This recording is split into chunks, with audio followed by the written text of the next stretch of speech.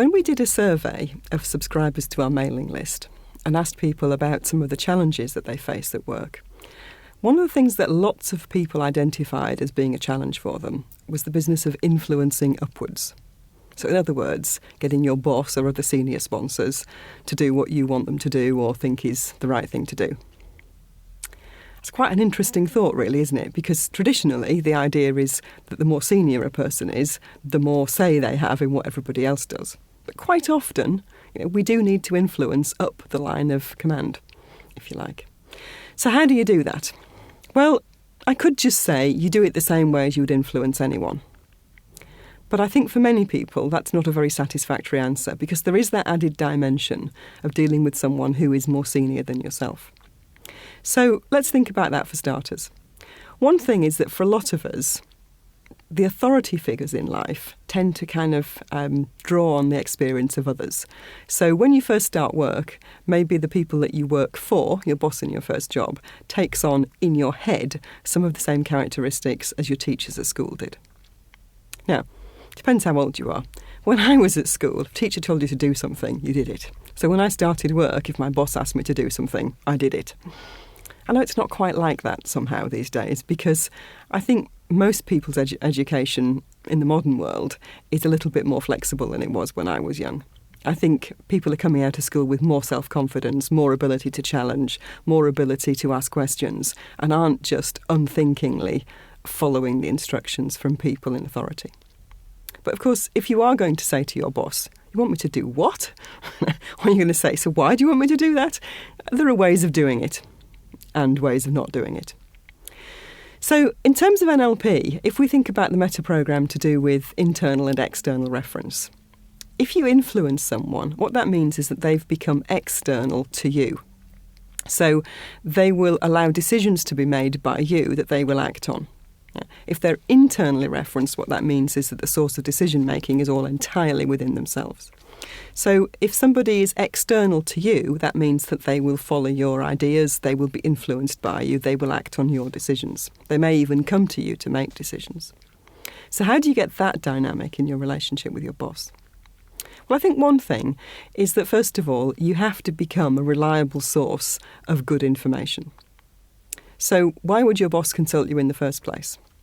Well, generally, the more senior you are in an organisation, the more of a generalist role you have to play. It's very rare that somebody in a very top job is very close to the detail of what they do and is technically abreast of everything that's going on. Usually, somebody at the top of an organisation has to work on the basic principles, has to work on strategy, headlines and so on, and then rely on people further down the organisation who don't have such a broad remit to know all the details. So if you want your boss to listen to what you've got to say, first of all, you've got to make sure that what you're saying is useful and valuable. So make sure that if you're asked for something, you deliver what you're asked for. Now, that may sound silly, but, it's very easy for people to kind of lose sight of what's really required.